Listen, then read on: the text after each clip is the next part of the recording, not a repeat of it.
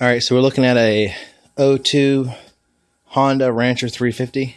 I'm replacing the front brake lines. I've got my phone, so I'll record some and then I'll turn it off and do a little bit of work and then turn it back on and show you what I did. So far, I've kind of gotten everything loose. Up here we got the master cylinder. I took this banjo bolt off. This was a 12 millimeter socket. This line goes down here behind the dash, snakes its way down. There's a couple let me turn the light on. There's a couple tabs like this one and this one to kind of hold it in place. It's like a hose here. It turns into a metal line. It comes down. It's got this plugs in a little bit above right there where that hole is. Plugs in there and holds it. So it's got this plastic tab, and then 10 millimeter bolt was holding this junction box into there. Working my way down, it was a bunch of these little plastic clips. Took off about 4 of them. 10 millimeter, I think it was 10. These brackets here were held on the 10 millimeter bolt. There's one there hanging out. There's one there hanging out. This is bolted there on the bracket. This thin line was running along beside it. What I'm going to do now is just basically pop out this banjo bolt, and the whole thing's going to come loose on that side, and then same thing over here. And I had the same brackets mounted over here. And then I'll be ready to put the new one on and then bleed the brakes. Alright, so about a half an hour later, I got the newer, better used line in place. The problem this old one had, as you can see right here,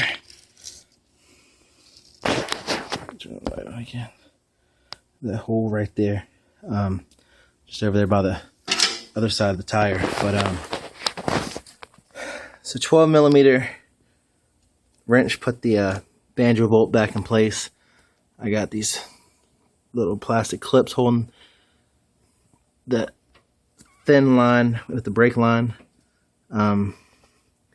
Bracket bolted there, bracket bolted there.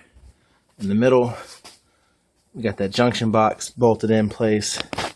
Same thing over here with the brackets, 2 brackets, then 12 millimeter there. The line feeds one up. It's held in by little wire. And then up here, I have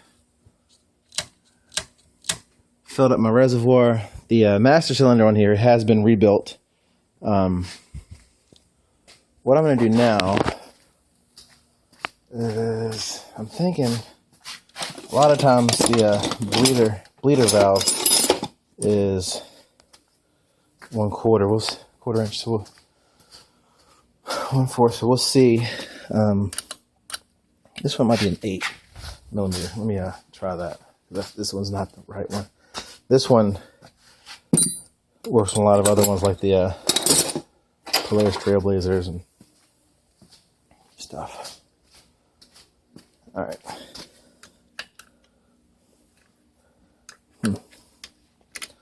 That can be an 80 to. Is it a 10? I don't think it's a 10, is it? That should be like a 9 or. No, it's a 10. Alright, so I've got a thinner 10 millimeter wrench that I'm going to use. I can get the Mighty Vac on there. That's an 8. 11. This is about a, there we go. This one's a little bit thinner than the ratchet wrench. Alright, let me get the Mighty Vac.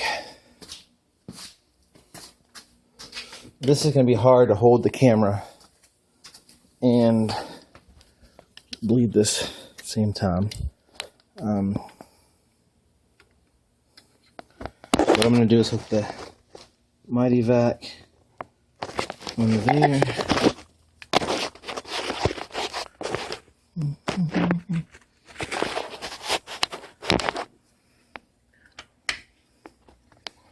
Alright, so that's on there, 0. I'm going to pump this up a ways. And I'm going to pop this thing loose. If I keep my...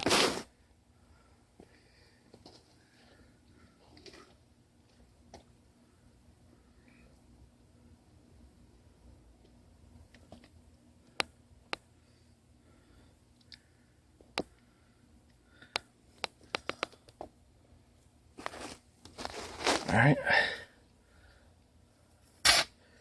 If it pulls some stuff through. Let's see here. Pump this a couple of times.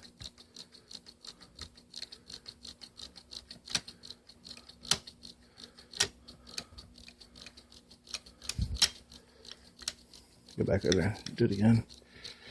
Let's try it again. I'm not sure if it actually pulled anything through or not. Alright, got that back on there. The wrench is ready. Pump up my Mighty Vac. Alright. Make sure this stays on there.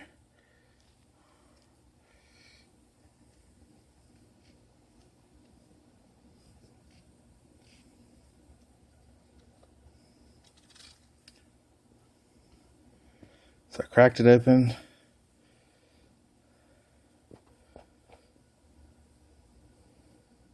Not really getting any movement here.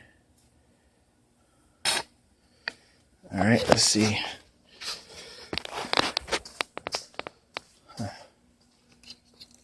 Oh, it dropped some. Ooh.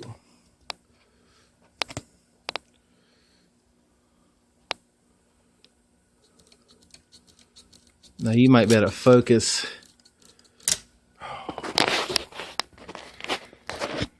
I hate touching my phone. I'm using my phone. I hate touching my phone. All right. Need to add some more fluid to this side. Oh, that's great. Just drop the bottle.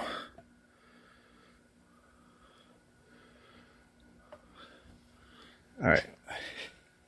Now, so I don't mess up my phone, I'm gonna go ahead and stop it. I'm gonna do this. Repeat the same process over here. As you can see, my phone's gone out of focus. Can't use my fingers too much, so I'm gonna stop it now. Turn back on just a second.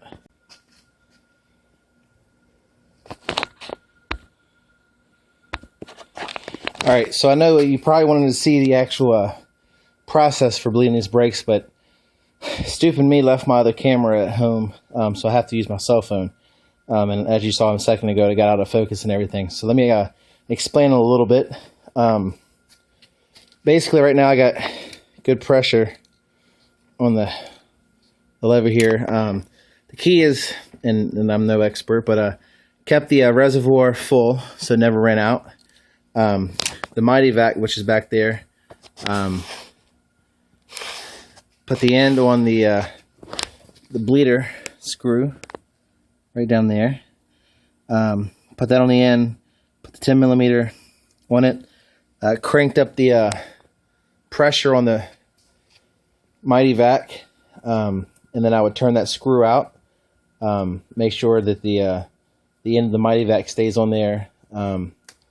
Once you start to open it, you'll see that the pressure starts to pull the fluid out, air bubbles and all that kind of stuff. And then close it before the pressure goes away, before the end of the Mighty Vac comes off of it. Close it. You got to keep an eye on this fluid level here. I just did that a couple times. A lot of air bubbles at first, then it became more just straight up fluid. Then I did the other side, and I came back over here, and I kind of went back and forth for a little bit, a couple times. Pressure on it, open it up, close it. More pressure still on it. I'm not allowing air to get back in it. And in between each one, I would come over and I would pump this a couple times. And anyway, seems to be looking good, working good now. I've actually got to do the same thing again on this Polaris here. So what I'll do, I'll make sure that I've got the right camera next time. Either my regular camera I can set up on the tripod, or the GoPro I can put up on my head while I work so you can see everything. But anyway, got to clean up a little bit of a mess before I knock the bottle of fluid over. Earlier tonight, I actually got this seat cover put on this Trailblazer here. Rather nice seat cover. Got off eBay. It was like 27 bucks. So the only problem is the foam underneath it was pretty rough, but missing a couple of chunks. But it looks pretty good. 27 bucks plus shipping. But anyway, I'm gonna go ahead and clean up and get my hands cleaned up. Get these tires back on. Get the stuff put away. It's a little late right now. I think it's after midnight, but I'll let you go, and I'll be working on some stuff soon. Like I said, I'll get the other camera over here and show the other brakes for the Polaris. But thanks for watching Bigjermsgarage, and have a good night.